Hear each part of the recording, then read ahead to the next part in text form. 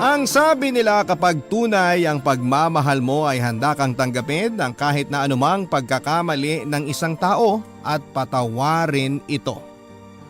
Ngunit sapat nga ba ang pagmamahal para matabunan ang sakit ng isang pagkakamali? Ikaw kapuso, nasubukan mo na bang magpatawad kahit na labis kang nasaktan? Dear Papa Dudut, ang sabi nila kung gusto mo talagang makalimot ay kinakailangan mo munang lumayo doon sa lugar na hindi mo makikita ang nakakasakit sa iyo at maiiwasan mo ang mga ala-ala ninyo. Ako nga pala si Ana, 32 years old, isang OFW mula sa Taiwan. Hindi naman lingid sa ating lahat na marami talaga ang pinipiling mangibang bansa dahil sa hirap ng buhay dito sa Pilipinas. Graduate ako ng 2-year program ng midwifery. Ngunit may natapos man kahit papaano, sadyang mahirap pa ring humanap ng trabaho dito sa ating bansa. Trabaho po na sasapat ang sweldo para suportahan ang aking pamilya. Wala pa naman akong asawa at anak pero nais kong maibigay ang pangangailangan ng aking mga magulang. Kaya kahit mahirap ang trabaho ng isang domestic helper ay tiniis ko, Papa Dudut. Marami ang nagtatanong kung bakit ako nagtitiis na maging tagalinis ng bahay ng ibang tao sa ibang bansa ngayong may natapos naman ako. Pero wala akong pakialam sa mga sinasabi nila, ang mahalaga ay nakapagpapadala ako sa aking ama at inang. Ang totoo niyan, Papa Dudut, biglaan din ang aking pagpunta ng Taiwan at hindi ko naman talaga ito pinaplano. Ngunit naging malaking tulong ito para sa akin. Ang sabi nga nila, kung gusto mong tuluyang makalimot, kailangan mo talagang lumayo. Yung malayong malayo sa taong gusto mong kalimutan at malayong malayo sa mga lugar at bagay na may ala-ala ninyong dalawa. Kaya naman nang may kaibigan ako nagalok sa akin ng trabaho sa Taiwan ay agad ko po itong tinanggap. Bago ako pumuntang Taiwan ay nakatakda na sana akong ikasal sa kauna-unahang lalaking naging nobyo ko. Mahal na mahal ko po siya at talagang sigurado na akong siya ang nais kong makasama sa panghabang buhay. Ngunit kahit gaano mo pala kamahal ang isang tao, may mga pagkakamaling hindi mo pa rin kayang tanggapin. Tandang-tanda ko pa ang gabing naging dahilan upang hindi ako tumuloy na humarap sa altar na kasama siya.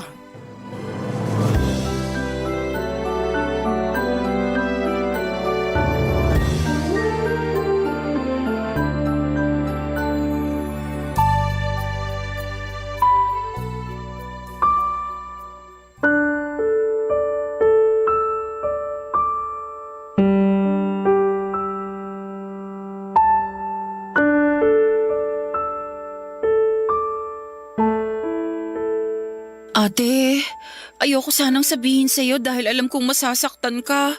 Pero... Ano ba kasi yun, Jane? Bakit ba hindi mo pa ako diretsuhin? Ate, si Kuya Ruben kasi. Ano? Ano nangyari sa Kuya Ruben mo? Ano kasi ate? Ano ba, Jane? Kanina ka pa paligoy-ligoy eh. May nangyari ba sa Kuya Ruben mo? Kasi ate, si Dina, yung bago kong kaibigan sa trabaho. O ano naman ang kinalaman niya sa Kuya Ruben mo? Nakita niya kasi yung pictures natin sa cellphone ko. Nagulat siya nakakilala ko si Kuya Ruben. Tapos sabi niya, naging karelasyon niya raw si Kuya Ruben. Naging karelasyon? Hindi ko naman talaga tinatanong ang kuya mo tungkol sa mga ex niya. Naging karelasyon lang naman pala, di tapos na.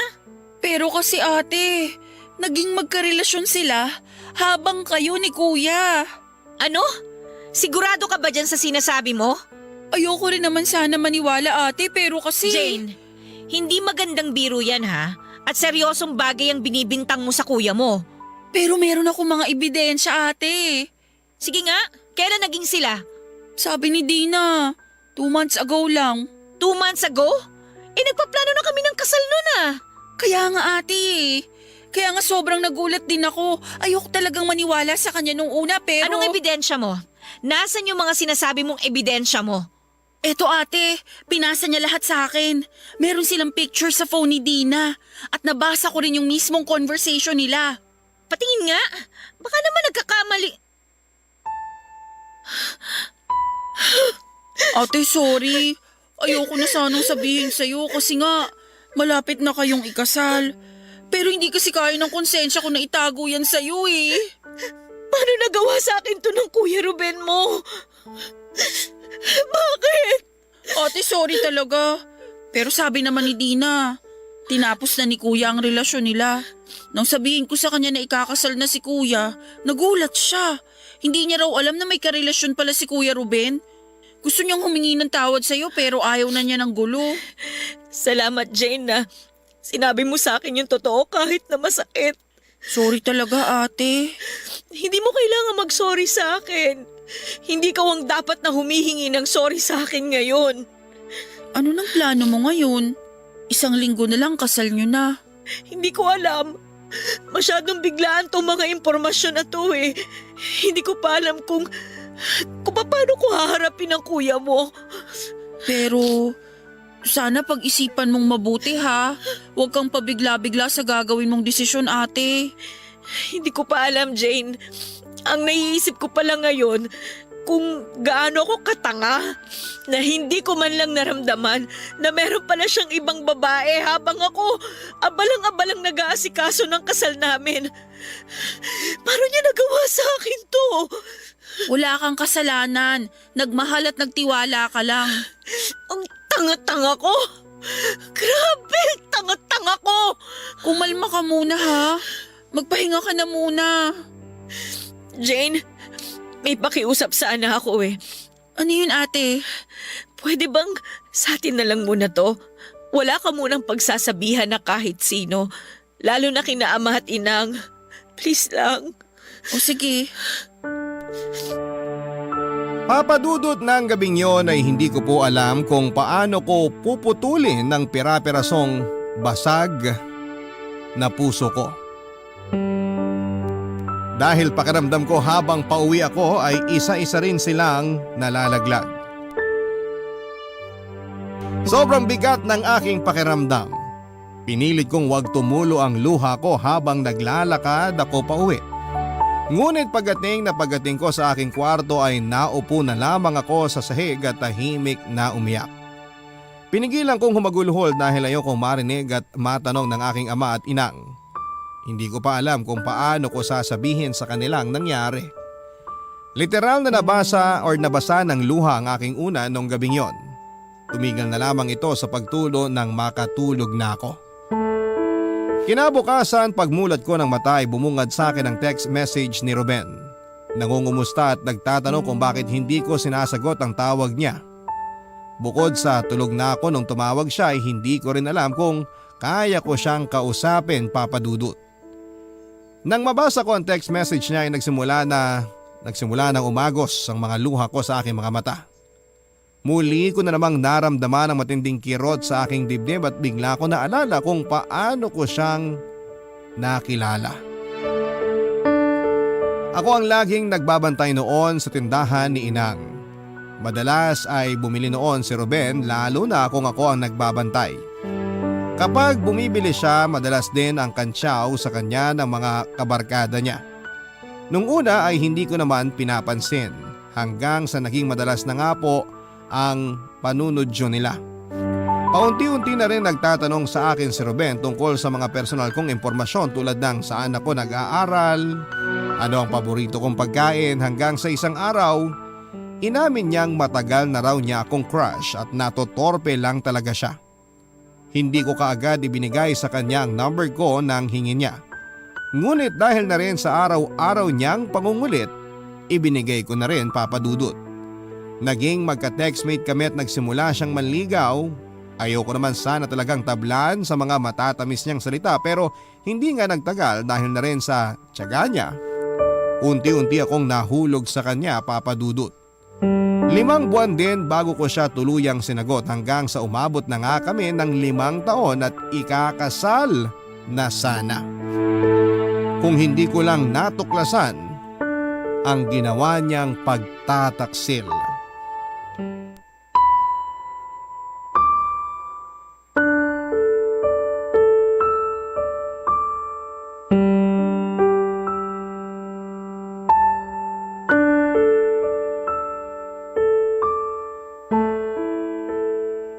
Mahal, kamusta ka? Bakit parang matamlay ka ata? May sakit ka ba? Okay lang ako. Tsaka bakit parang mugto ata yung mga mata mo? Puyat ka ba? O umiyak ka? Okay nga lang ako. Naku mahal, mukhang na-stress ka na sigurado sa mga preparasyon para sa kasal natin. Dapat magpahinga ka rin. Relax ka lang, magiging okay din ang lahat. Ruben, sabihin mo nga sa akin. Mahal mo ba ako? Mahal naman, kailangan mo pa bang itanong yan? Ano bang nangyayari sa'yo? Okay ka lang ba talaga? Sagutin mo yung tanong ko. Mahal mo ba ako? Oo naman. Aabot ba tayo ng 5 taon kung hindi tayo nagmamahalan? Tsaka magpapakasal ba tayo kung hindi kita mahal? Sigurado ka bang mahal mo ko? Ana, ano ba talagang nangyayari? Diretsuhin mo na nga ako. Bakit ka ba nagkakaganyan? Kung mahal mo talaga ako, paano mo nagawa yon? Paano mo nagawa yon? At kaya mo pa rin akong tingnan ng diretso sa mata at sabihing mahal mo ko. Hindi kita maintindihan. Ano ba talaga nangyayari? Sino si Dina? Dina? Sino? Ruben, please! Huwag ka na magmaang-maangan. Alam ko na yung totoo. Ana, teka lang. Hayaan mo muna ako magpaliwanag. Ano ba bang dapat mong ipaliwanag? Ruben, bakit? Paano mo nagawa sa akin yun? Mahal, tapos na yun. Ikaw talaga ang mahal ko. Ah! So sinubukan mo lang. Testing kung talagang ako yung mahal mo? At dahil na testing mo, tinapos mo na at handa ka ng pakasalan ako. Ganun ba yon? Mahal, patawarin mo ako. Natukso lang ako sandali. Alam ko namang mali, kaya nga tinapos ko na. Dahil ikaw talaga ang gusto kong makasama habang buhay. Umamin ka nga sa akin, Ruben. Bukod kay Dina, ilang babae pa ang sinabay mo sa akin. Ang tanga-tanga ko. Wala na, Ana. Isang beses lang nangyari yun. Si Dina lang. Paano pa kita paniniwalaan ngayon? Ana, maniwala ka sa akin please. Alam kong wala akong ibang pwedeng idahilan. Mali talaga yung ginawa ko. Pero maniwala ka. Wala na akong naging ibang babae. Saan ba ako nagkulang sa'yo? Hindi pa ba sapat yung mga ginagawa ko para maiparamdam sa'yo ang pagmamahal ko? Wala kang pagkukulang, Ana. Wala kang… Bakit nagawa mo maghanap ng iba? Ano yun? Sinubukan mo lang tumikim? Sinubukan mo lang bago ka tuluyang magpakasal? Hindi naman sa ganun. Ana, patawarin mo ako. Tama na, Ruben! Hindi ko na kaya makinig sa mga sasabihin mo. Kahit ano pang paliwanag mo, hindi na maaalis sa isip ko yung ginawa mo. Mahal, malalampasan din natin to. Magsisimula tayo ulit. Kapag kasal na tayo… Wala nang kasalang mangyayari! Teka lang, Ana. Huwag kang padalos-dalos sa mga sinasabi mo. Pag-usapan muna nating mabuti to. Wala nang dapat pag-usapan, Ruben! Buo ng desisyon ko. Ana, parang ahawa mo na oh. Huwag mo namang gawin sa akin to. Please. Sana naisip mo yan bago ka ng babae. Hindi mo alam kung gaano kasakit, Ruben. Akala mo ba madali sa akin tong desisyon na to? Akala mo ba hindi ko to pinag-isipan? Ana naman, please. Huwag naman ganito. Tama na, Ruben. Ilang ulit ko rin kinumbinsi ang sarili ko at nag-isip ng mga dahilan para manatili pa sa relasyong to. Pero tuwing naiisip ko na nagawa mo magtaksil, hindi ko kaya. Kung gusto mo, pwede naman muna nating iurong ang kasal. Bibigyan muna kita ng oras para… Hindi na, Ruben. Tama na! Mas mabuti nga ngayon palang tapusin na natin to. Pero Ana, anong sasabihin ko sa mga tao? Hindi ko na problema yan. Ako na ang bahala magsabi sa mga kamag-anak ko. Ikaw na ang bahala sa mga kamag-anak mo. Ana naman, please. Simula ngayon, ayoko na ring makita ka. Huwag ka nang pumunta sa bahay para gumawa pa ng eksena. Huwag na nating idamay si ama at inang dito. Mahal, parang awa mo na oh. Gagawin ko lahat, mapatawad mo lang ako. Mas mabuti na to para sa ating dalawa, Ruben. Nang umuwi ako mula sa pag-uusap namin ni Ruben ay hindi ko na napigilan ang tuloy-tuloy na pagdaloy ng aking mga luha. Hindi ko maipaliwanag ang sakit na nararamdaman ko, Papa Dudut. Tila ba papel na nilulukot ang aking puso.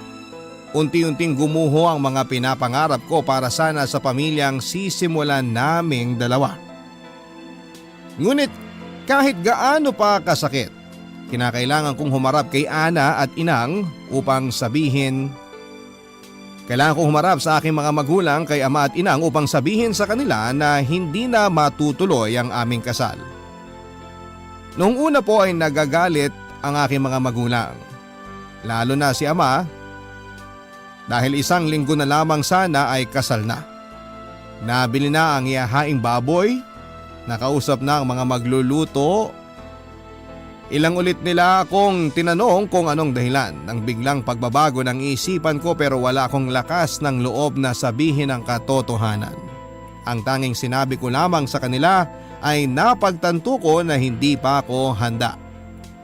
2 araw makalipas ang pag-uusap namin yon ni Ruben ay tumawag sa akin ang isa kong kaibigan na matagal na rin akong kinukulit. Baka raw gusto kong sumama sa kanya na magtrabaho sa Taiwan. Tutulungan niya raw akong mag-ayos ng mga dokumento kung papayag ako dahil urgent ang hinahanap.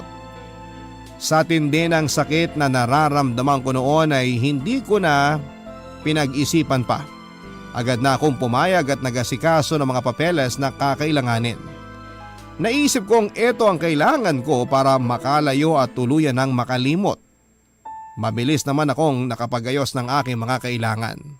Agad ako nagpaalam sa aking mga magulang, Papa Dudut. Labag man sa kanilang kalooban ng bigla kong desisyon ay pumayag na rin po sila.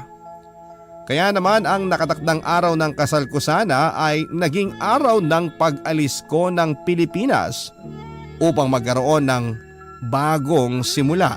Ang mga kwento ng pag-ibig, kwento ng buhay at kwento ng pag-asa. Nasa Spotify na, Barangay Love Stories. Pakinggan kahit kailan, kahit saan. Barangay Love Stories sa Spotify. Kinig na, kabarangay!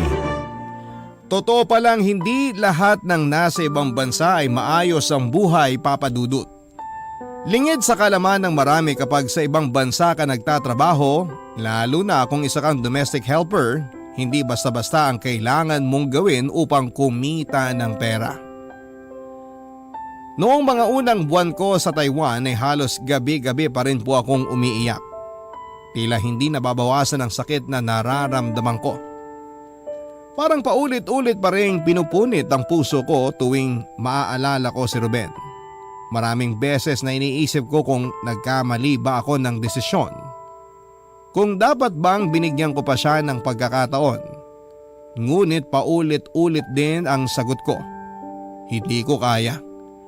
Alam ko lang na kung tinuloy namin ang kasal ay mapupuno lamang ng duda ang aming pagsasama. Kaya lagi kong kinukumbinse ang sarili ko na tama lang ang ginawa ko. Nagdesisyon ako na sa halip na isipin si Ruben, kailangan kong pulutan ang aking sariling bumangon mula sa pagkakalugmok. Kaya pinili kong pagurin ang sarili ko sa mga trabaho ko sa bahay. Ginagawa ko ang lahat ng pwede kong gawin, yung tipong pagdating ng gabi, wala na akong oras para mag-isip, kundi ang matulog na lamang. Kaya naman tuwang-tuwa sa akin ang aking amo, mababait sila at madalas ay binibigyan pa ako ng bonus. Umabot din ako ng 3 taon sa Taiwan. Sa 3 taon na yon, 1 beses lamang akong nakauwi at nakabisita dahil nangihinayang din po ako sa pamasahe. Ngunit nang malaman ko na may sakit si Inang, ay nagpasya na po akong umuwi para maalagaan ko siya. Hindi ko masasabing tuluyan ang naghilom ang sugat na dala ko nang umalis ako, ngunit kahit papaano, kaya ko na ulit umuwi sa lugar na makapagpapaalala sa akin ng maraming bagay.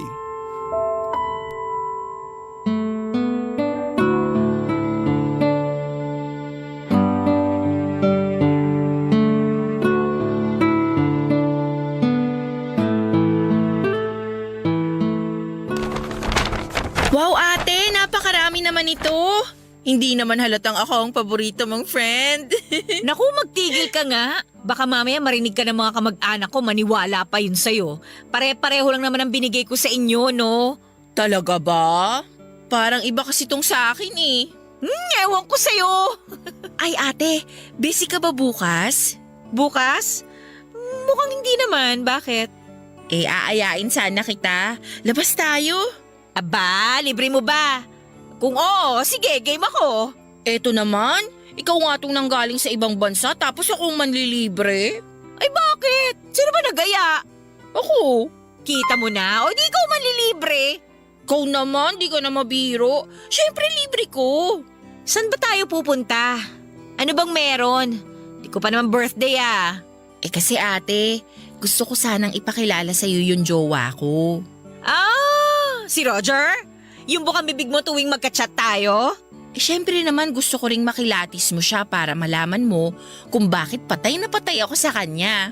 Grabe Jane, mukhang lakas talaga ng tama mo sa lalaking yan ha? Gaano na kayo ulit katagal? 6 na buwan na rin. Ang harot mo! 6 na buwan pa lang naman pala kayong magjowa. Correction pala ate, hindi na jowa. Fiancé na. Ano? Fiancé na? Ibig sabihin? Correct ka dyan. Nag-propose na kasi siya sa akin kahapon lang. Grabe Jane, parang ang bilis naman yata. Sigurado ka na ba dyan?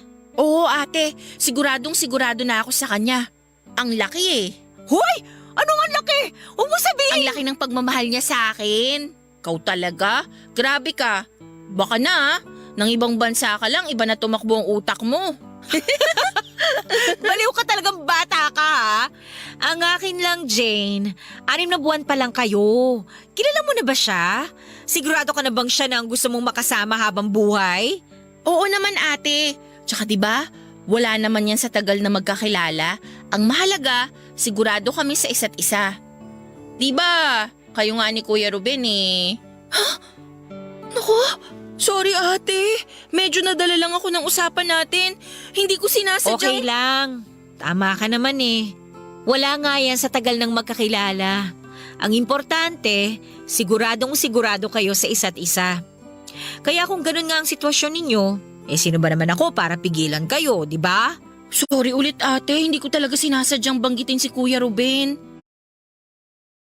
Ano ka ba? Ang tagal na nun, no? Okay na naman ako marinig ang pangalan niya. Ikaw talaga. Nag-move on na ako, di ba? Sabi mo yan ate ha? Nagkita na ba kayo ulit? Hindi pa. Wala din naman kasing dahilan para magkita pa kami ulit eh. Ang late kaya ng barangay natin. Ni minsan ba? Hindi mo pa siya nakasalubong simula nung umuwi ka? Hindi. Tsaka alam mo namang hindi talaga ako madalas lumabas ng bahay. Baka mangitim pa ako. Sayang naman tong pinuti ko sa Taiwan, ano? Ewan ko sa'yo. Pero seryoso nga, anong gagawin mo pag nakita mo siya? O pag nasalubong mo? Ano bang gusto mong sagot ko? Sasampalin ko, ganon. Siyempre, wala. Ano naman kung makasalubong ko siya? Wala na akong pakialam sa kanya, no? Talaga lang, ha? Sinubukan ko lamang pong matapang sa harap ni Jane. Pero ang totoo ay hindi ko rin talaga alam ang gagawin ko kapag nagkita kaming muli ni Ruben. Hindi ko alam kung sapat na nga ba ang 3 taon para mawala na lahat ng sakit ng nararamdaman ko dahil sa ginawa niyang pagtataksil. Dahil nga sa usapan namin yun ni Jane ay muli ko na namang naalala ang mga gabing hindi ako natutulog nang hindi ako humihikbi. Habang nandun ako sa Taiwan ay pinilit kong burahin siya sa lahat ng bagay na makapagpapaalala sa kanya. Pinilit kong gawin ang lahat para tuluyan siyang mabura sa isipan ko, sa sistema ko. Hindi po yun madali pero may mga araw na matagumpay kong nagagawa yon hanggang sa paunti-unti ay hindi ko na siya naiisip pa. Pero nang pag-uwi ko dito sa Pilipinas, na nasa iisang lugar ulit kami, hindi ko maintindihan kung bakit tila may kaba sa akin. At kahit na ayoko makaalam ng kahit na ano tungkol sa kanya ay kusang lumalapit sa akin ang mga balita. Sabi ng isang pinsan ko hanggang ngayon ay single pa rin daw si Ruben. Mula raw nang umalis ako ay hindi na ulit ito nagkaroon pa ng nobya. Nang malaman ko yon ay hindi ko alam kung ano nga ba ang dapat kong maramdaman, Papa Dudut. Pero hindi ko rin maiwasang isipin na baka magaling lang talagang magtago si Ruben. Kaya hindi nila nalalaman kung meron man siyang naging bagong nobya. Pero ano namang dahilan niya para itago yon, hindi ba? Tapos naman na ang relasyon namin. Kahit na pilit kong iniiwasan ay tila lalo akong sinusubok ng tadhana.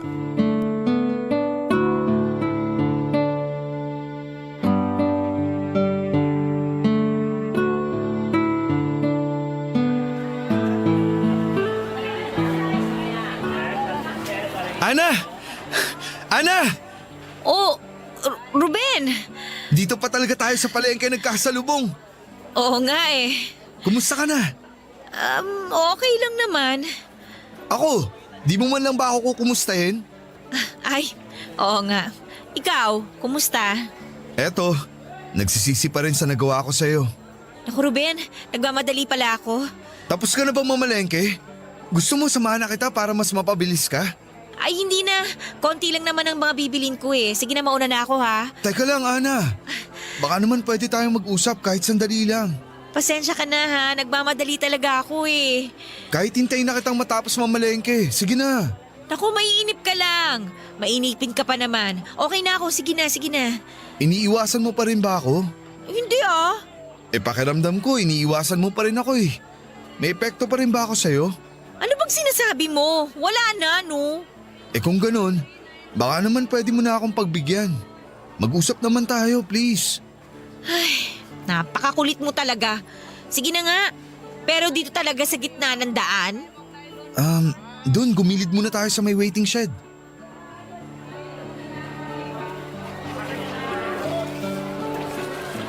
Okay, ano pa bang kailangan nating pag-usapan? Ano bang gusto mong sabihin? Ana, gusto ko lang humingi sa'yo ulit ng tawad. Nang maayos. Alam kong hindi maganda yung huli nating pagkikita. Oh, di ba okay na yun?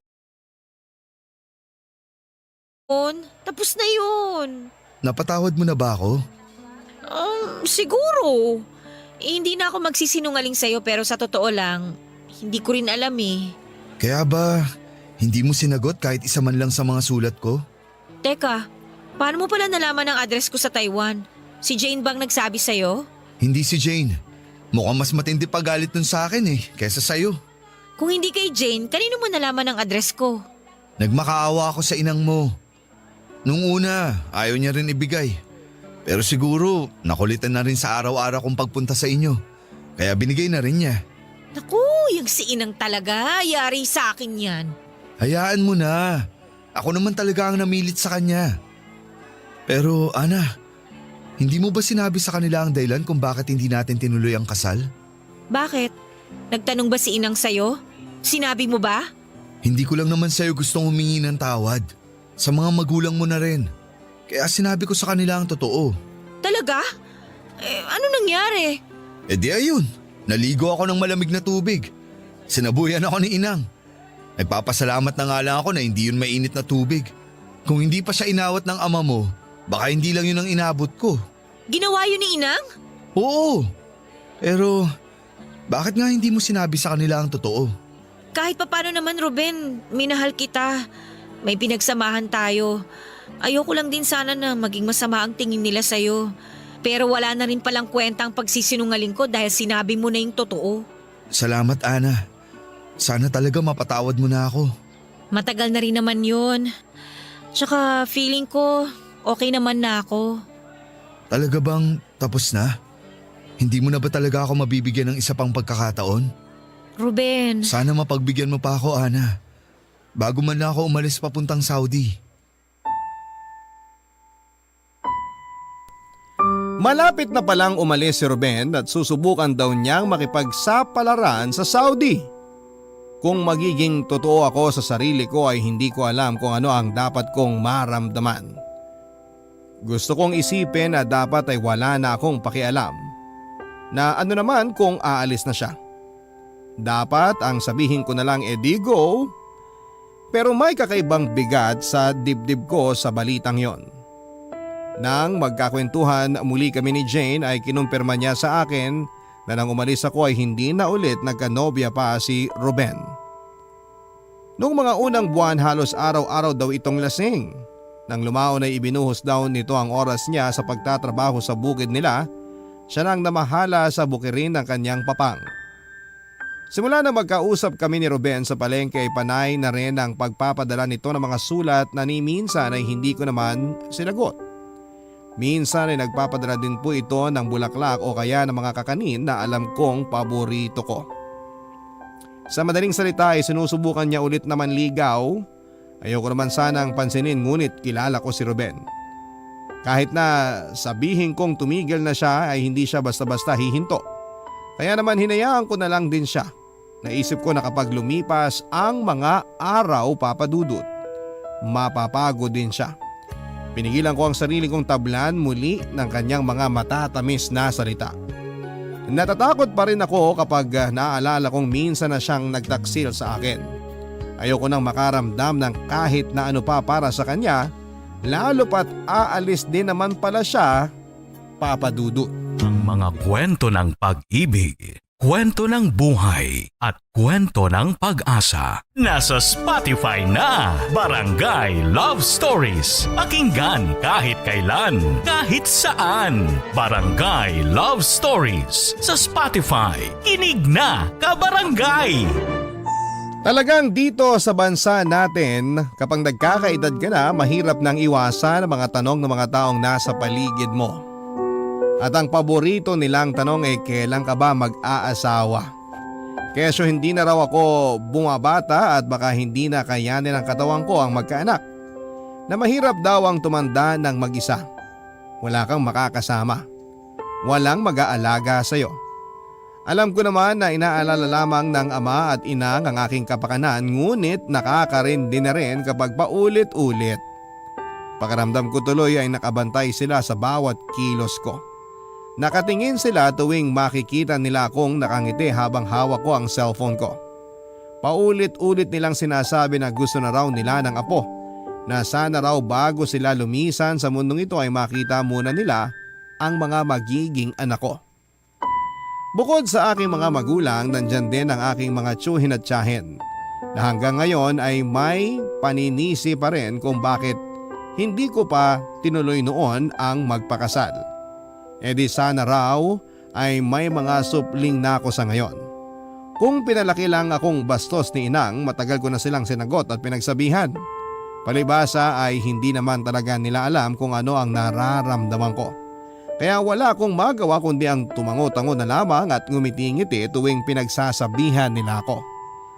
Bukod sa kanila ay dumagdag pa si Jane na wala nang ginawa kundi ang manudyo dahil sa patuloy na pangungulit sa akin ni Ruben.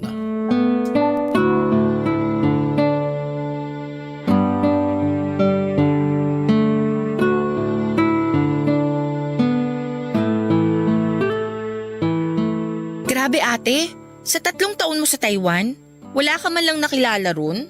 May mga nakilala naman ako. So nagka-boyfriend ka ron? Pilipino ba? Taiwanese? Gwapo ba ate? Singkit? Para kang sira. May mga nakilala ako pero mga naging kaibigan lang. Wala man lang nanligaw sa'yo? Ang ganda mo kaya? Siyempre meron no. Ayoko lang. Nye, iba't naman. Jane, hindi naman ako pumunta doon para magpaligaw, di ba? Pumunta ako doon para magtrabaho. Talaga ba? Bakit? Tingin mo ba may iba pang dahilan? Ang sabihin mo, hindi ka nagpaligaw kasi gusto mo pa rin si Kuya Ruben. Hoy, hindi ah! Pero yung totoo nga, hindi mo na ba talaga gusto si Kuya? Siyempre nung una, ganun nga.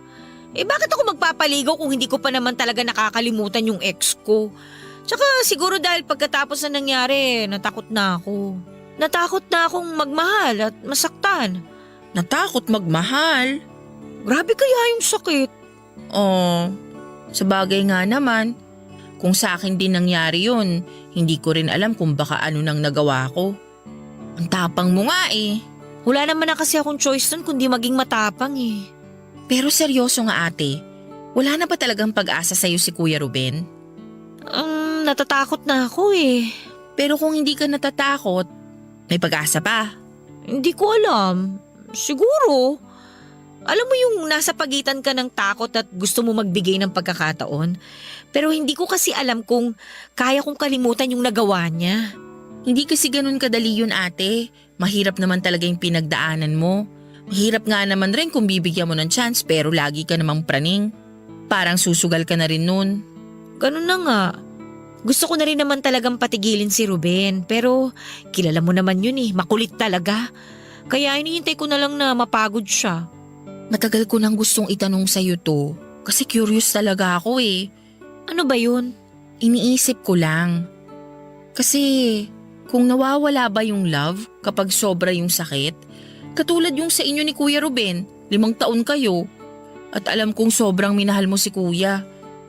So nung nagkamali siya at nasaktan ka, nawala ba yung love? Nawala ba yung matinding pagmamahal? Kaya siya naging sobrang masakit kasi sobrang tindi rin yung pagmamahal. Ganun naman kasi yun eh. Yung mga taong minamahal natin, lalo na yung mga sobrang minamahal natin ha, sila rin yung may kakayahan na saktan tayo ng sobra. Doon naman sa kung nawawala ba yung love, sa totoo lang, hindi. Hindi. Ibig sabihin, kahit sobrang nasaktan ka ni Kuya, mahal mo pa rin siya? Jane, hindi naman yun basta-basta mawawala lang. Actually, hindi mawawala yung love. Kapag sobrang nasasaktan ka, yung tipong durug na durug yung puso mo, lalo mo rin maaalala na sobrang mahal mo. At sa totoo lang yung mga ganong klaseng sakit, hindi yun nawawala eh. Matututunan mo lang mabuhay kasama yung sakit na yun dun sa puso mo. Kasi parte na yun ng proseso para matuto tayo. So ibig sabihin nga, mahal mo pa rin si Kuya Ruben, hindi nawala. Oo, hindi nawala, pero syempre nagbago na. Kung dati mahal ko lang siya, ngayon may kasama ng takot. May kasama na rin kirot dahil sa mga nangyari. Ang weird ng pag-ibig, no? Komplikado talaga ang pag-ibig. Kaya ikaw sinasabi ko sa'yo, hinay-hinay ka lang dyan kay Roger. Huwag kang mag-alala ate, hindi pa naman kami agad magpapakasal, mag-iipon muna kami. Ang mahalaga lang sa ngayon, sigurado na kami na gusto naming makasama ang isa't isa. Forever. In love ka talaga ha? Sa lahat ng mga naging jowa ko ate, siya lang ang minahal ko ng ganito. Alam na alam mo yan. In fairness, oo nga. Luka-luka ka rin kapag in love ka eh, no? Sa totoo lang, hindi ko nga gusto yung mga naging jowa mo. Pero mukhang iba nga itong si Roger. Sobrang iba siya sa kanilang lahat ate. Siya lang ata yung naging karelasyon ko na ni minsan, hindi ako binigyan ng dahilan para magselos. Masaya ako para sa'yo, Jane. Sana talaga si Roger na ang forever mo. Nararamdaman ko ate, siya na talaga. Tsaka nagkasundo kami sa isang bagay eh. O ano naman yung bagay na yon? Na kahit anong mangyari, walang iwanan. Hindi kami maghihiwalay. Ibig sabihin, pareho kaming hindi mangingibang bansa. Pwera na lang kung magkasama rin kami. Wow naman! Mukhang maganda yan ha? Speaking of ibang bansa, alam mo bang malapit nang umalis si Kuya Ruben pa Saudi? Talaga? Kailan daw? Uy, interesado! Baliw hindi ah! Kunwari pa to. Next week daw yung alis ni Kuya. Next week na?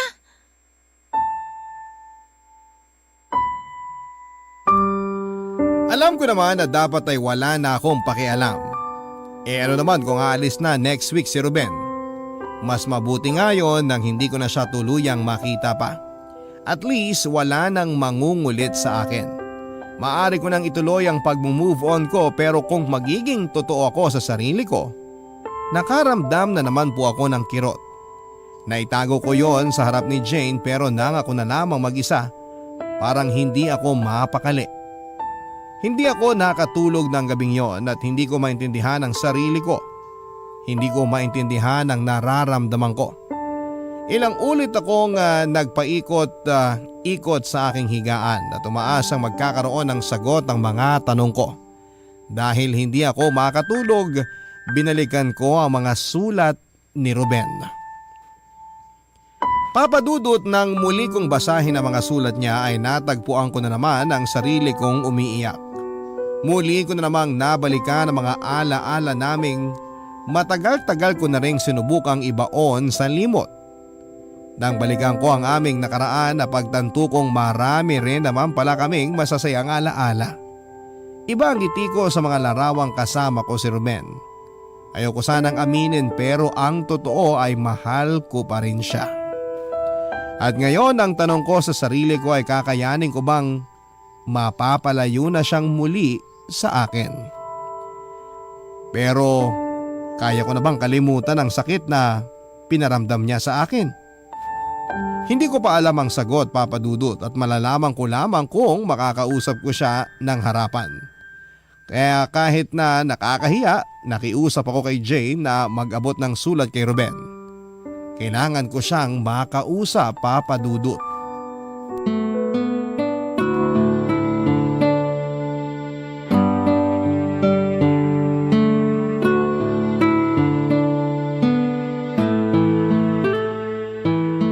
Ana, salamat naman at pumayag ka nang makausap ako. Ang tagal ko rin hinintay ang sagot mo sa mga sulat ko. Masyado ka namang masaya. Siyempre naman, masaya lang ako na nakakausap na ulit kita. Balita ako, malapit ka na umalis ah. Oo nga eh, next week na. Naayos mo na mga papeles mo? Oo, kompleto na. Ah, paalis ka na pala talaga. Uy, mamimiss niya ako. Anong pinagsasasabi mo? Umamin ka na kasi. Mamimiss mo ako, no? Ruben, bakit ba kinukulit mo pa rin ako? Ha? Sabihin mo nga sa akin yung totoo. Ah, teka lang, Ana. Bakit bigla kang umiyak? Sagutin mo yung tanong ko. Bakit ba kinukulit mo pa rin ako? Sinabi ko naman na sa'yo, di ba? Mahal pa rin kita. Hindi pa rin kita nakakalimutan. Pero bakit? May sagot ba yun? Hindi ko rin alam. Sinubukan ko rin naman nakalimutan ka. Pero wala eh. Nung umalis ka noon, sobra yung sakit na naramdaman ko. Pakiramdam ko mamamatay na ako sa sobrang sakit ng puso ko. Kung ganun mo pala ako kamahal, bakit mo ako nagawang lokohin noon? Alam ko na walang magiging sapat na rason para ipaliwanag ang pagkakamali ko na yon. Pero sobrang pinagsisihan ko na yon. Hanggang ngayon, hindi ko pa rin napapatawad ang sarili ko na nasaktan kita ng ganong katindi.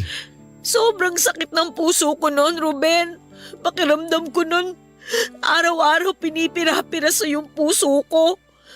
Gumuho lahat ng pangarap ko para sa ating dalawa. Alam kong sobrang laki ng pagkakamali ko, Ana. At hindi kita pipilitin na patawarin ako agad-agad. Alam kong kailangan kong paghirapan muna ng gusto bago ko makuha ulit ang tiwala mo. Para makalimutan mo na yung sakit na naramdaman mo. Hindi ko alam kung makakalimutan ko pa yon, Ruben. Hindi ko rin alam kung kailan o kung paano. Handa akong maghintay, Ana. Hanggang sa mapatawad mo na ako. Pero aalis ka na. Bakit? Ayaw mo ba? Pipigilan mo ba ako? Kapag sinabi ko ba sa'yo na huwag ka nang umalis, hindi ka aalis?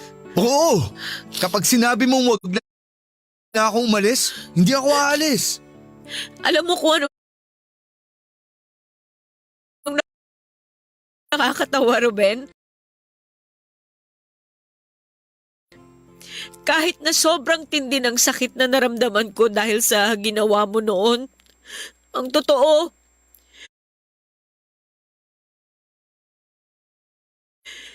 hindi pa rin kita nakakalimutan. Hindi ko pa rin magawang tumingin sa iba. Hindi ko rin maintindihan kung bakit sa dami ng luha na tumulo sa mga mata ko dahil sa'yo, bakit mahal pa rin kita? Bakit? Mahal mo pa rin ako, Ana? Oo, mahal pa rin kita. Ibig bang sabihin, bibigyan mo pa ako ng isa pang pagkakataon? Paano kita bibigyan ng pagkakataon kung aalis ka naman? Sabihin mo lang, Ana, hindi na ako aalis. Handa akong palampasin ng pagkakataon na to kung ang kapalit naman oportunidad na makasama ka ulit. Sinasabi ko na sa'yo, hindi magiging madali na kuhain ulit yung tiwala ko. May mga pagkakataon na magdududa pa rin ako. Pero pipilitin kong kalimutan ang nakaraan. Ibig bang sabihin nito? Babalikan mo na ako? Ayaw mo ba? Siyempre gustong gusto ko. Dapat nga 3 taon na tayong kasal ngayon eh. Oo nga no, ngayon pala dapat yung araw na yon. Ikaw kasi. Ako talaga ha? Joke lang.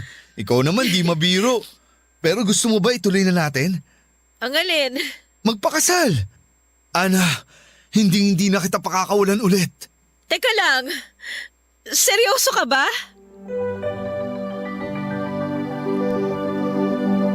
Seryoso nga si Ruben ng mga oras na yon, Papa Dudut.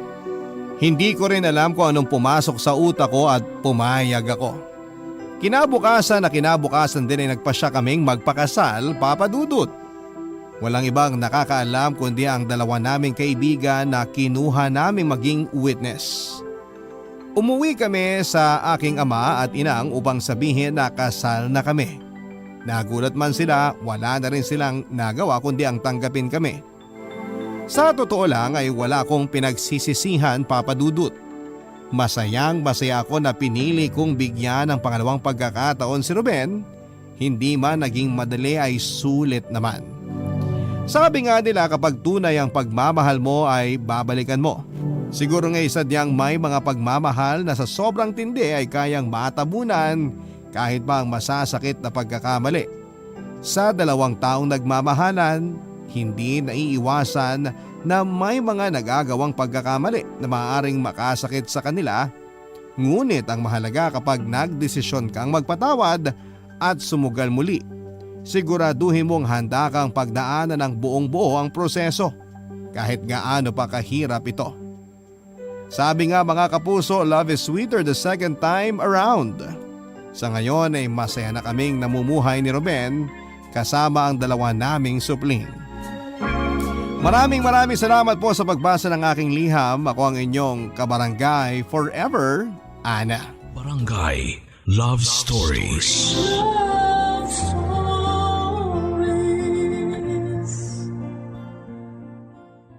Barangay LS 97.1 Number 1 Forever. Ang tunay na ugali ng isang tao ay hindi mo basta makikita sa unang mga araw o linggo na nakakasama mo siya. Mas makikilala mo siya ng lubusan kapag nakasama mo na siya sa isang bubong. Ikaw ka barangay, na turn off ka na ba sa totoong ugali ng taong napupusuan mo?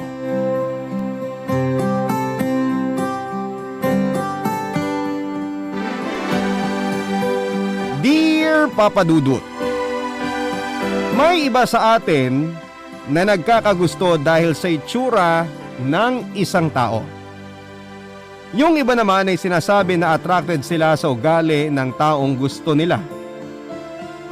Pero paano nga ba natin malalaman ang totoong ugali ng isang tao? Paano natin sila lubusan na makikilala? Sapat na ba yung ilang linggo o buwan natin silang nakakasama o mas dapat na makasama natin sila sa isang bubong para makita natin ang totoong ugali nila? Magandang araw sa inyo, Papa Dudut, pati na rin po sa lahat ng mga nakikinig ngayon na kabarangay natin. Tawagin niyo na lamang po ako sa pangalang Nathan, 30 years old at nagtatrabaho bilang recruitment associate dito sa Marikina. Palagi rin talaga ako nakikinig dito sa inyong programa na Barangay Love Stories at naisip ko na parang bagay ding mai-ere sa radyo itong kwento ko. Kaya sana ay mapili at mabasa ninyo ang sulat ko. Matagal na rin po akong single noong makilala ko si Mona taong 2016, Papa Dudut. Sa Facebook kami unang nagkausap. Nang makita ko ang comment niya sa isang post na tungkol sa senador na gusto kong iboto. Natuwa lamang ako kasi pareho kami ng mga gustong kandidato para sa pagka-senador. Nagkapalitan pa kami ng positive comment hanggang sa maging friends na kami sa Facebook. Nagka-PM na rin kami at nalaman namin na malapit lang pala ang pinagtatrabahuhan namin sa isa't isa. Kaya naman pagkalipas ng isang buwan ng pag-uusap sa Facebook ay nagkita na rin kaming dalawa ni Mona, Papa Dudut.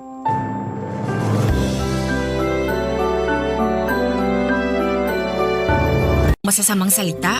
At yung iba, nag-e-effort pa talaga gumawa ng dummy account para lang makapag-troll sa ibang kandidato. Tapos sa masama pa dun, hindi lang nila sa Facebook ginagawa yun.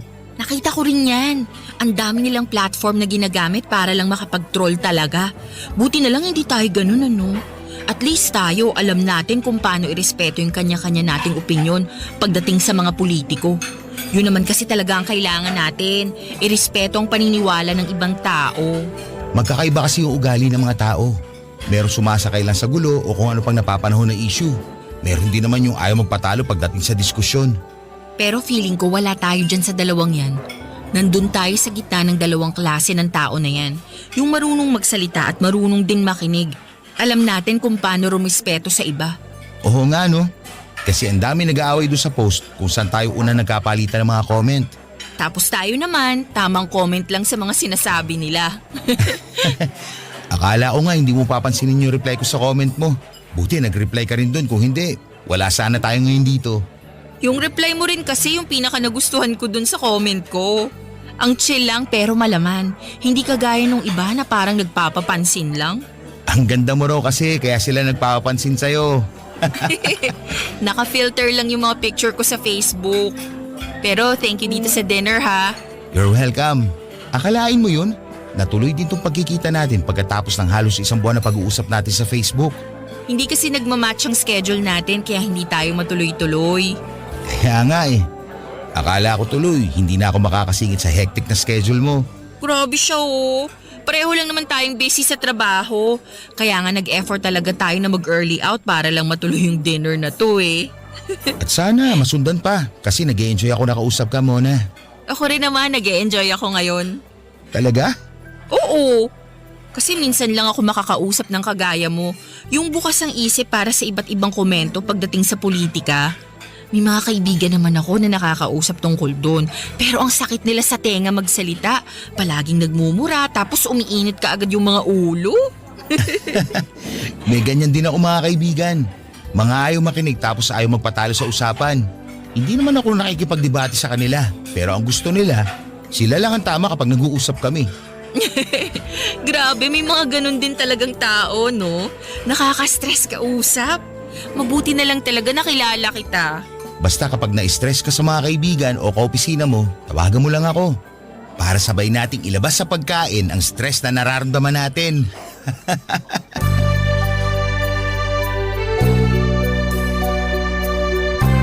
Aminin ko, Papa Dudut, na nagandahan ako kay Mona. Kaya ako nag-reply sa comment niya sa isang public post ng page na pina-follow ko sa Facebook. At nang magkita kami ay mas maganda pa pala siya sa personal. Parang wala namang filter yung mga picture niya online. Kaya naman hindi ako nagkamali sa pagpapapansin na ginawa ko sa kanya. Muling nasundan ang pagkikita naming dalawa dahil magkalapit lamang ang pinagtatrabahuhan namin.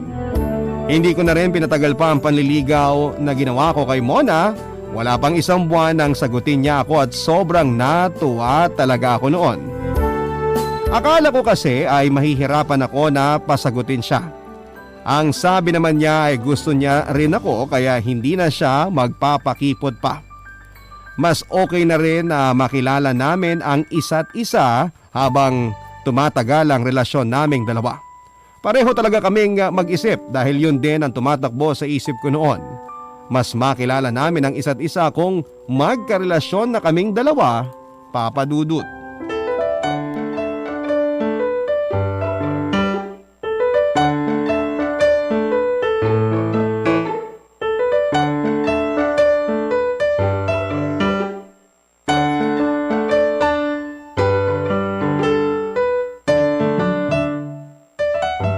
Beb, ang sarap naman itong niluto mong chicken pork adobo.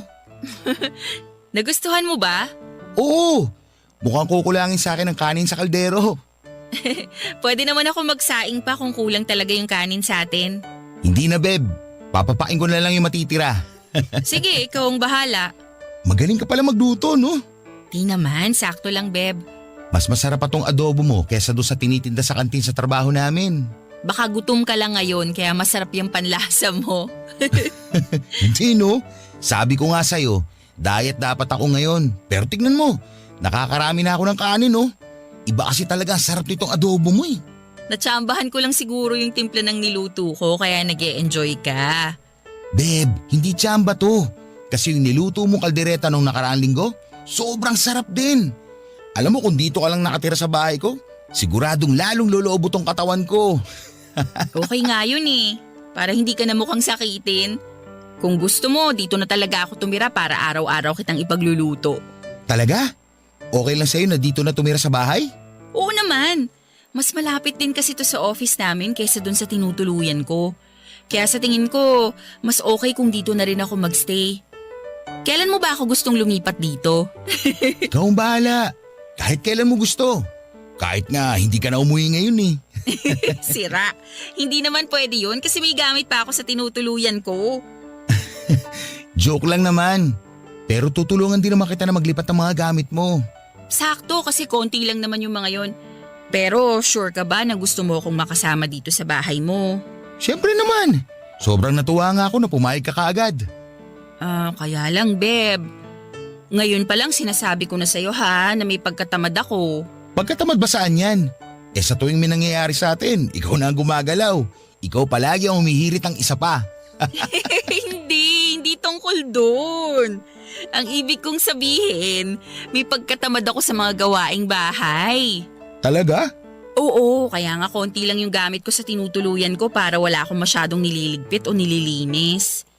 Baka mamaya bigla ka nalang ma-turn off sa pagiging tamad ko. Beb, hindi ako matuturn off ano pa man ang ugali mo na madidiscover ko. Okay ngayong habang bago pa lang tayo, mas nakikilala na natin ang ugali ng bawat isa. Parang pagre-ready na rin natin to sa buhay mag-asawa. Sa bagay, gabi-gabi ko nang makakasanayan ang malakas na hilik mo sa tuwing matutulog ka sa tabi ko, Beb.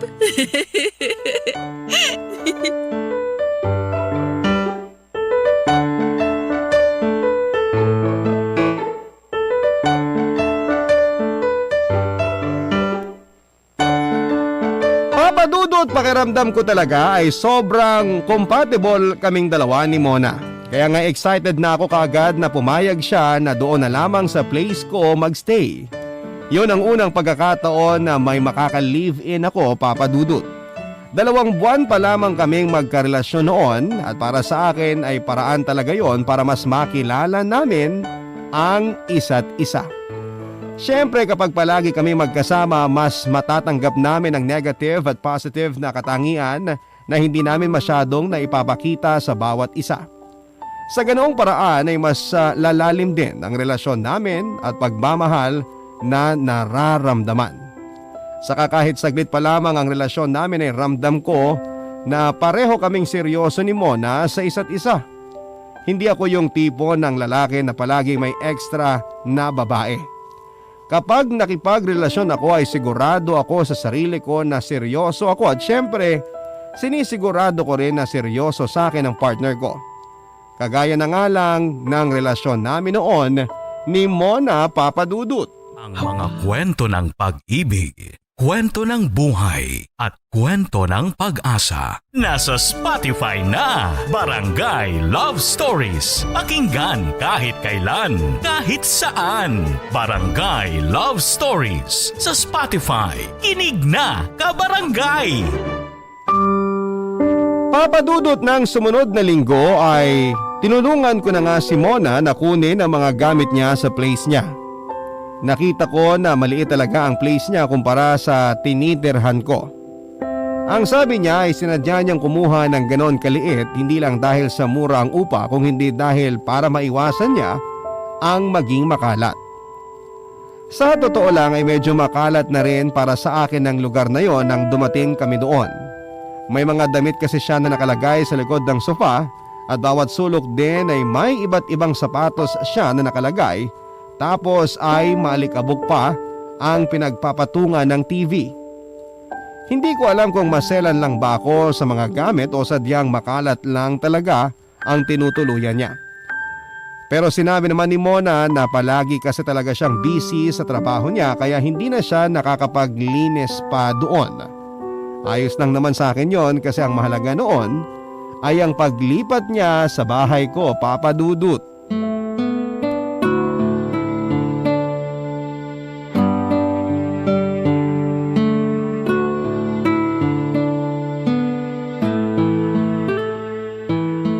Oo, ako nang bahalang kumausap sa client na yon. Basta sabihin mo sa kanya na may meeting kami ng 9 a.m. Hindi ako malilate kasi mas malapit na ako ngayon sa office. Hintayin mo na lang ako dyan kasi may kukunin pa akong report sa'yo mamaya.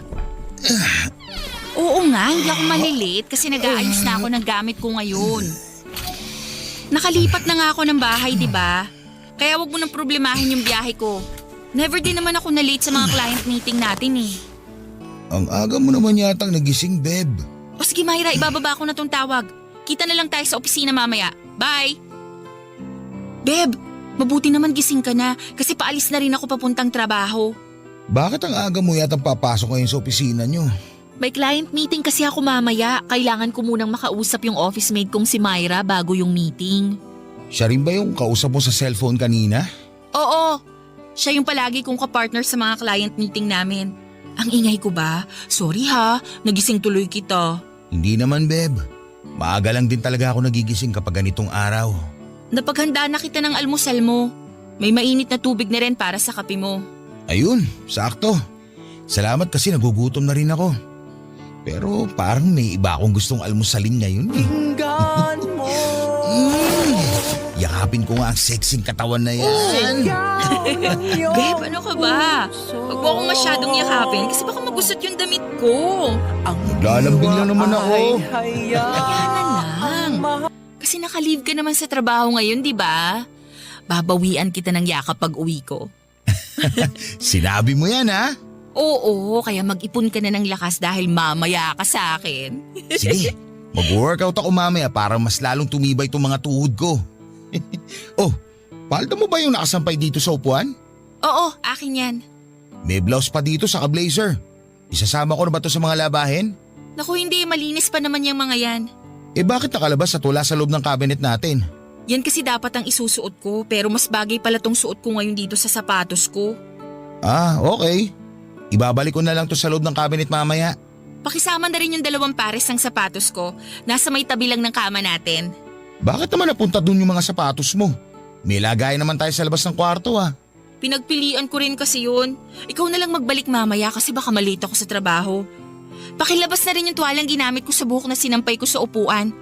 Dito na kasi ako sa kwarto nagpatuyo ng buhok habang nagme-makeup kanina eh. Okay, sige. Ako na lang din na maglalabas at magsasampay nun. Thank you, babe. O sige, alis na rin ako. Pakis na. Mwah! Bye! I love you! Love you. Ingat ka, Beba.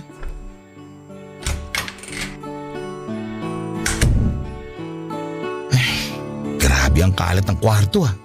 Parang dinaanan ng bagyo. Kahit saan ako lumingon, puro gamit ni Mona nakikita ko. Ay, maayos nga muna to bago ako mag-almusal.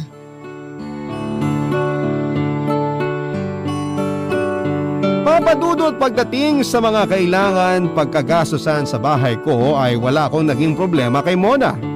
Inahatian niya rin kasi ako sa pagbabayad ng upa at mga bills. Tapos nag-grocery din siya ng mga kailangan namin. Minsan nga mas malaking pera pa ang nailalabas niya kasi mas marami siyang kailangang bilhin na para sa sarili niya. Kaya kung usaping gastos at pera ay hindi naman ako nagkakaproblema sa kanya. Kaya nga lang pagdating sa ibang bagay ay unti-unti ko nang nakikita ang mga hindi namin na pagkakasunduan. Legit pala kasi yung sinasabi niya na may pagkatamad siya sa mga gawaing bahay. Pagdating doon ay hindi ko talaga siya maaasahan. Okay lang naman sana kaya lang ay medyo makalat talaga siyang tao. Kung saan saang parte ng bahay ko na lamang nakikita ang mga personal na gamit niya kagaya ng damit, sapatos, bag o minsan pa pati na yung mga underwear niya. Sinabi niya na may oras raw kasi na hirap siyang pumili ng isusuot niya. Kaya nakakalimutan niya nang ibalik sa kinuhanan niya ang mga gamit niya. Kaya ang ending, ako ang madalas na nagbabalik kung saan-saan ng mga gamit niya. Ang mas masama pa roon ay sobrang nagrarambulan ng mga damit niya sa cabinet namin, Papa Dudut.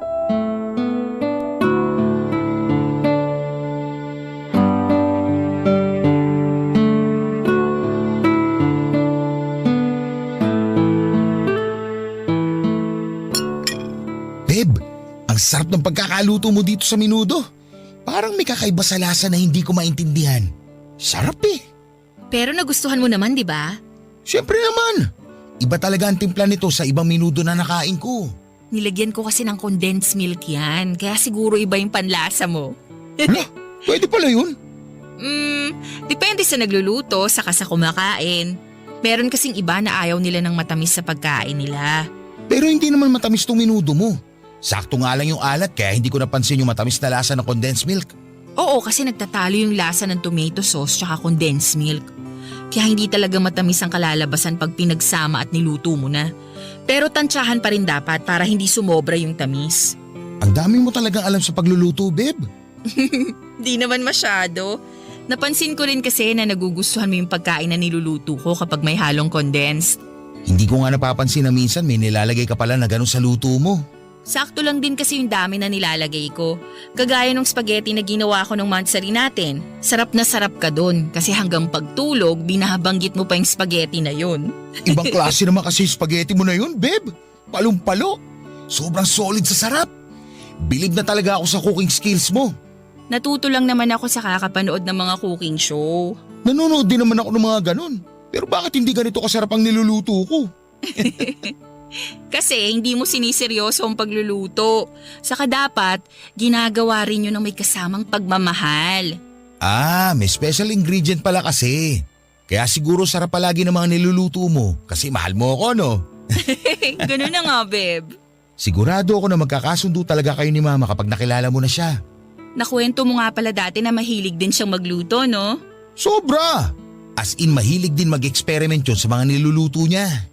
Mukhang magkakasundo nga kaming dalawa pagdating sa kusina, lalo na sa pagluluto. Dadaan nga raw siya next month dito sa bahay natin. Kasi pupuntahan niya isang kumari niya na malapit lang din dito. Sakto kasi makikilala ko na rin siya sa wakas. Ang tagal ka na nga rin niyang gustong makilala.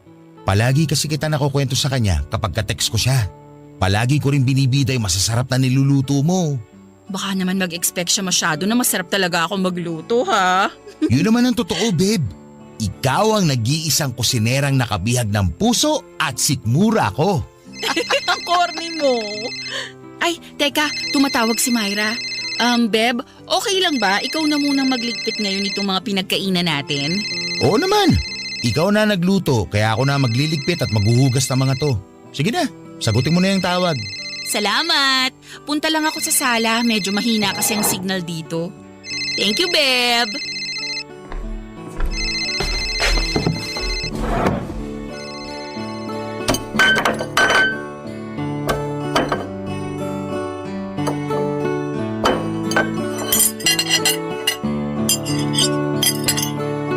Ilagay ko na nga muna itong mga plato at kutsara sa lababo para hindi na makalat dito sa lamesa. Oh! Sobrang kalat pala dito sa lababo. Lah, bakit magkakahalo yung mga pinaglutuan sa mga balat ng gulay dito sa palanggana? Teka nga, ibaba ko muna itong mga pinggan dito sa gilid. Ay, ayusin ko nga muna sandali itong mga pinaglutuan ni Mona. Oh, tumapon pala yung mantika at condensed milk dito. Nilanggam na tuloy. Ay, bakit kasi hindi man lang muna binuhusan ni Mona to para sana hindi na nilanggam? Nako, mukhang matatagalan ako sa pagliligpit ng mga to ha.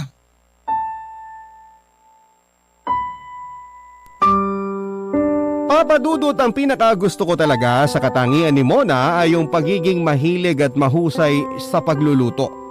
May sarili kasi siyang recipe sa mga niluluto niya at lahat ng yon ay nagugustuhan ko. Siya talaga ang palagi nagluluto kapag magkasabay kaming kumakain. Siyempre dahil siya na ang nagluto, ako naman ang nakatoka sa pagliligpit at paghuhugas ng mga kinainan namin at pinaglutuan niya. Ang problema ko lang talaga, Papa Dudut, pagkatapos niyang magluto ay sobrang kalat ng kusina namin, lalo na ang lababo. Palaging magkahalo ang mga sangkap na hindi na kailangan at mga ginamit niyang pangluto sa lababo. Kinakain tuloy ang oras ko sa pag-aayos ng mga yon bago ako magligpit. Minsan sinabihan ko siya na baka pwede siyang magluto ng hindi masyadong nagiging makalat sa kusina. Pero nadidistract daw siya kapag maraming ibang ginagawa na kasabay ng pagluluto niya.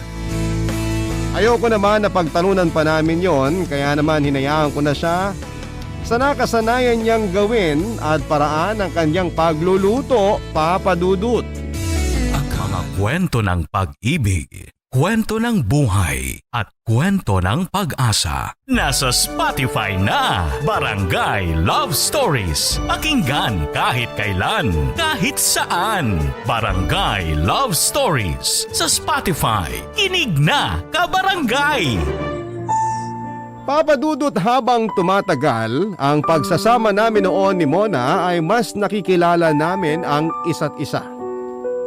Lumalabas na rin ang mga ugali namin na hindi namin masyadong pinapakita sa iba. At para bang mas napapansin ko ang pagiging tamad niya at makalat sa bahay namin. Mula sa pagluluto hanggang pati na rin sa mga gamit namin sa banyo, sala o sa kwarto. May mga damit siya na nakakarating sa sala namin pero sasabihin niya noon na malinis daw yon at ipababalik na lamang niya sa akin sa kwarto, Papa Dudut. Ang dahilan niya ay palaging nagbabago raw ang isipan niya at hindi na yon ang isusuot niya.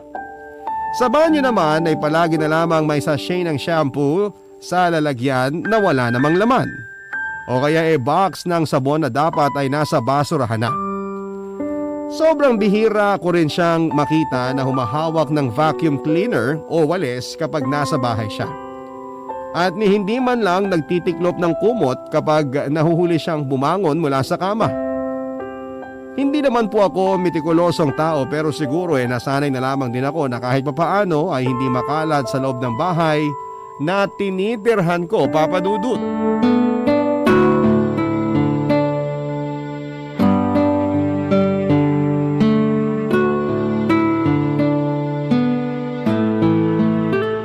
Oh babe, bakit nakapangalis ka? May lakad ka ba ngayon? Oo, birthday kasi ng office mate ko, si Katrina. Despedida party na rin kasi niya, nag-resign na kasi siya sa trabaho. Mga anong oras ka kaya makakauwi mamaya? Siguro mga gabi na, Beb. Ganun ba? Oo, bakit biglang lumungkot yung mukha mo? Wala naman babe. Nag-text kasi si mama na ngayon na lang daw siya makakadaan dito sa bahay. Hala, ngayon na? Akala ko ba bukas pa? Napaaga nga kasi may kailangan daw siyang asikasuhin bukas. Pero dito naman siya magpapalipas ng gabi, di ba? Hindi ko sure babe Baka kailangan niya na rin kagad bumalik ng Cavite. Sorry, Beb. Nabigla naman ako. Akala ko kasi bukas pa yung dating niya eh. Okay lang.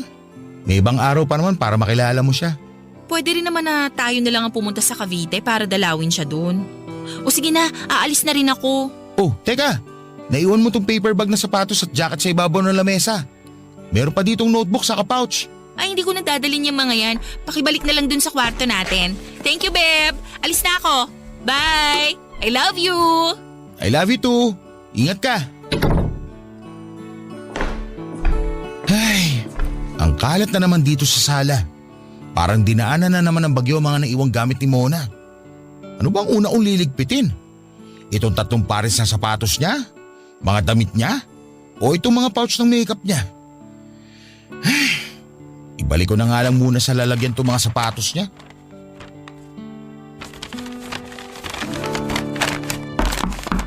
Oh, mukhang may nakalimutan si Mona.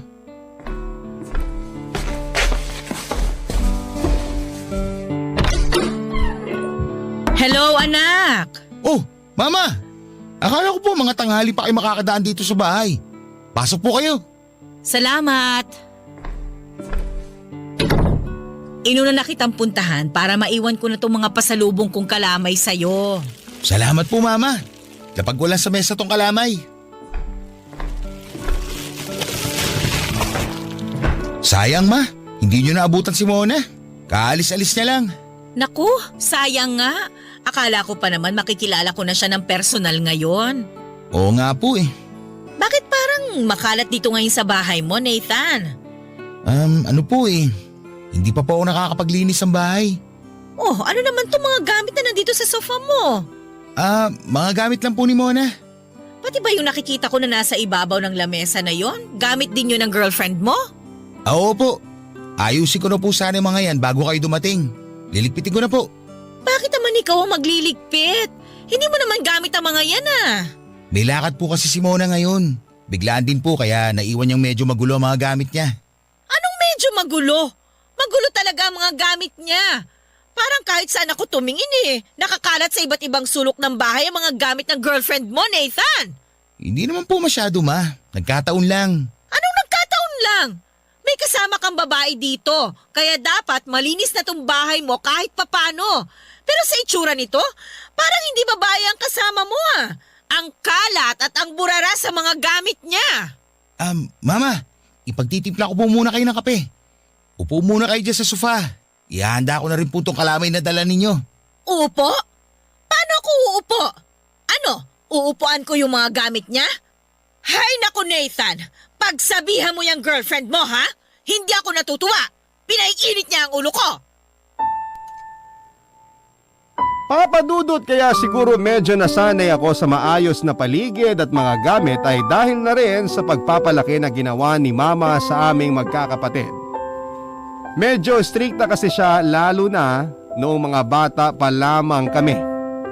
Gusto niya na palaging maayos ang pananamit namin lalo na ang mga gamit namin. Hindi rin pwede natatamad-tamad kami pagdating sa mga gawaing bahay. Kaya nasanay talaga ako na maayos sa mga gamit ko pagdating sa loob ng bahay. Hindi pa man nakikilala ng personal ni Mama si Mona, alam ko na na-turn off na siya sa girlfriend ko, Papa Dudut. Ang dami na niya kasing napansin sa loob ng place ko at sa lahat ng sinesermon niya sa akin ay nauwi lang sa kasama ko sa bahay. Sinabi ni Mama na dapat ay hindi ko hinahayaan si Mona na maging tamad sa mga gawaing bahay dahil makakasanayan niya yon. Dapat naghahatian kami ng mga gawain. At dapat daw na pumili ako ng babaeng hindi man kagandahan, marunong namang magkusa sa pag-aayos ng kanyang mga gamit. Umalis na rin kagad si Mama noon matapos akong iwanan ng maraming sermon. Minsan ko na rin namang kinausap si Mona tungkol doon, Papa Dudut. Pero nauuwi lang kami sa pagtatalo. At dahil ayoko namang lumaki pa ang away namin, ako na lamang ang nag-a-adjust sa ugali niya. Kaya lang hindi pala yun pwedeng palaging ganon dahil nakakapuno rin pala kapag paulit-ulit na lamang na nangyayari ang dahilan kung bakit umiinit ang ulo ko, Papa Dudut.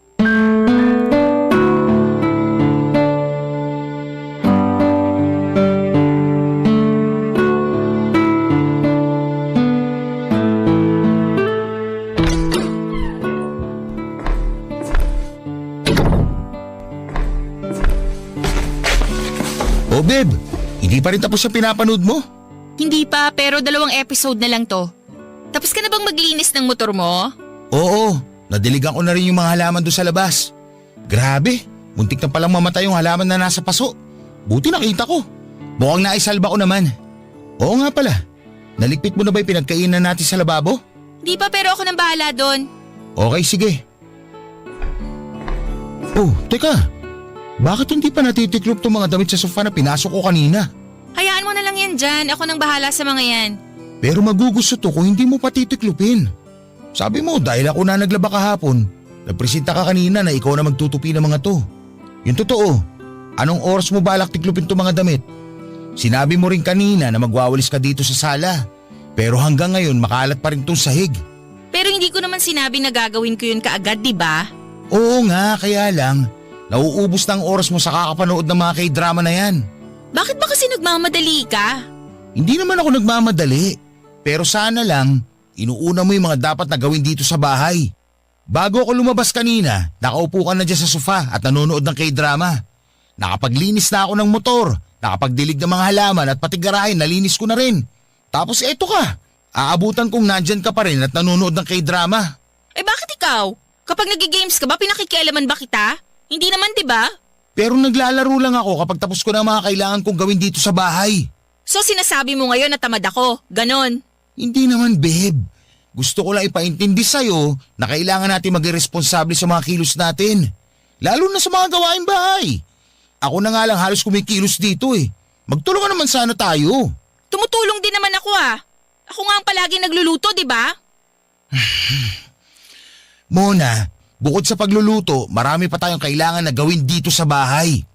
Bakit ba kasi hindi mo muna iwas saglit yung pinapanood mo at unahin yung mga dapat gawin? Hindi naman naalis ang TV dyan sa lalagyan. At hindi rin aalis sa mga ligpitin sa lababo, pati na mga damit dyan sa sofa, kung hindi ko man kaagad sila aayusin. Alam mo, ang hirap mo makaintindi. Bakit ba palagi ka na lang ganyan mag-isip? Ito hindi ko madalas sinasabi sa ito dahil ayoko na mag-away tayo. Pero dapat marunong ka rin naman magkusa sa mga gawain dito. Oo, nandun na tayo sa ikaw ang palagi nagluluto. Pero hindi naman pwedeng ako na lang ang palagi maglilinis ng buong bahay na to. Pati na rin ang mga gamit mo. Eh di wag mong isama mga gamit ko sa inaayos mo. Tapos ano? Magiging parang basurahan tong bahay dahil nagkalat ang mga gamit mo? Grabe ka naman, Nathan. Mas grabe ka, Mona. Sa ilang buwan na magkasama tayo sa bahay na to, hinayaan ko sarili ko na gawin ang halos lahat ng mga gawaing bahay. Ako na naglalaba. Ako ang naglilinis sa garahe. Ako nagdidilig ng halaman at kung ano-ano pa. Minsan na nga lang kitang mapakiusapan na magligpit sa lababo. Tapos hindi mo pa magawa kagad. Ang dami mo na palang problema sa akin, bakit kayo mo lang sinasabi? Tapos parang kasalanan ko pa na hindi ko alam yung mga issue mo sa akin. Kasi nga, ayoko na mag-away tayong dalawa. Hindi ka naman kasi naikinig sa akin eh. Sa agawain mo yan. Kapag sinasabihan kita na may gawin dito sa bahay, tumataas ka agad yung boses mo. Nagagalit ka na kaagad. Kagaya ngayon, napakasimple lang ang kailangan mong gawin pero galit ka na kaagad. Kasi nga nagmamadali ka. Gusto ko lang kasi na hindi ka masanay sa mga ganyang ginagawa mo. Huwag mong iasa sa akin ang lahat ng mga gawain dito. Dahil pareho tayo nakatira sa bahay na to. O sige na, para matapos na tong usapan na to. Gagawin ko na yung mga inuutos mo. Baka kasi mamaya ipabarangay mo pa ako dahil sa mga issue mo sa akin. Diyan ka na nga, kakabwisit ka.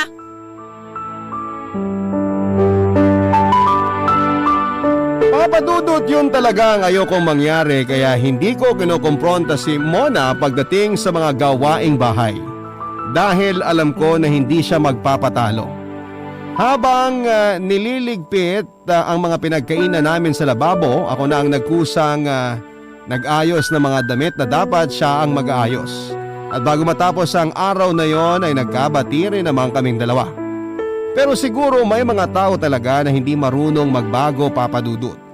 Kasi naulit ang pagtatalo namin na yon ni Mona. Hindi na kami nagkakasundo kahit sa mga simpleng bagay lamang.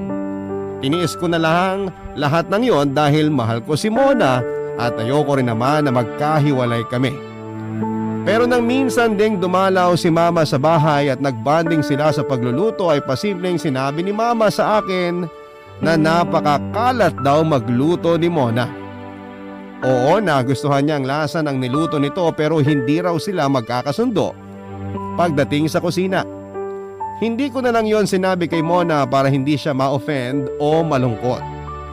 Habang tumatagal ay mas lalo lamang dumadalas ang pag-aaway namin ni Mona, Papadudot. Hindi kasi talaga siya nagbabago sa ugali niya na pagiging tamad at makalat sa mga gamit. Simpleng bagay lang pero paulit-ulit naming pinag-aawayan ang mga yon, Papadudot. Kaya sa huli, nauwi rin sa hiwalayan ang lahat sa aming dalawa. Hindi ako nakipaghiwalay dahil lamang sa ayaw ko sa kanya at ayaw sa kanya ni Mama kung hindi dahil alam ko na wala nang patutunguhan pa ang araw-araw naming pag-aaway. Umalis na si Mona sa bahay ko dala ang mga gamit niya. Nasaktan din naman ako noon kasi akala ko ay compatible talaga kami ni Mona at pwedeng siya na ang makatuluyan ko. Pero ganun talaga ang buhay. Hindi pwedeng magkatotoo ang lahat ng sana natin. Siguro malaking factor din yung pagsasama namin sa isang bubong kaya natapos kaagad ang relasyon namin. Pero kung hindi naman nangyari yon, hindi ko rin malalaman at makikilala ang totoong ugali ni Mona. Sa ngayon ay single pa rin ako, Papa Dudut, at umaasa na makita ang aking forever na makakasundo ko hindi lang sa mga gawaing bahay, kung hindi pati na rin sa mga bagay na pwedeng magpatibay sa aming relasyon. Dito ko na rin po tinatapos ang aking sulat, ang inyong kabarangay forever, Nathan. Barangay Love Stories.